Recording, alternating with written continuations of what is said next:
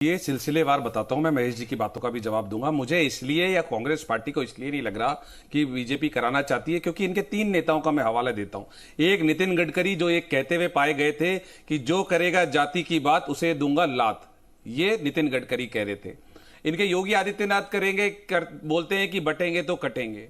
और इनकी एक सांसद है कंगना रनौत, वो ये कहती हुई खुले तौर पर नजर आई थी कि वो जो है वो जातिगत जनगणना के खिलाफ है।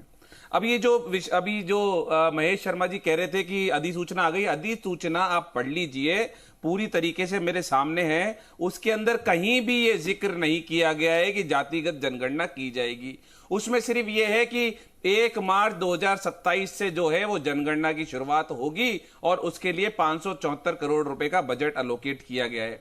आप मुझे बताइए कि पहले तो 21 में जो होनी थी, 21 से आप टालते टालते टालते टालते आप 27 तक ले गए। भाई 27 तक क्यों ले गए?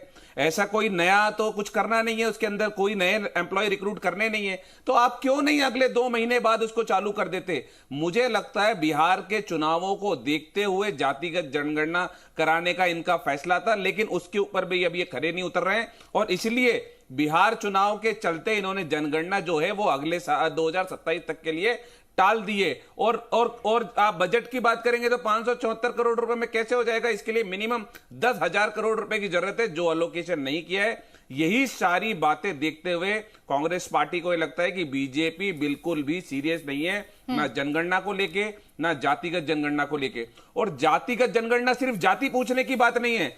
हम उसके अंदर कह रहे हैं कि जो जातिगत जनगणना हो उसके अंदर आप सोशियो और इकोनॉमिक्स, आप उसके अंदर आप पूछिए कि किस जाति को अभी तक आरक्षण का क्या लाभ मिला है, किस जाति को लाभ नहीं मिला है। क्योंकि एक सर्वे कहता है कि प्राथमिक स्वास्थ्य सुविधाओं की जो पहुंच है वो केवल 14% दलित परिवारों तक है, सिर्फ 14%। गांव में लगभग 33% से ज्यादा स्वास्थ्य सेवक जो हैं वो दलितों के घर ही नहीं पहुंचते हैं।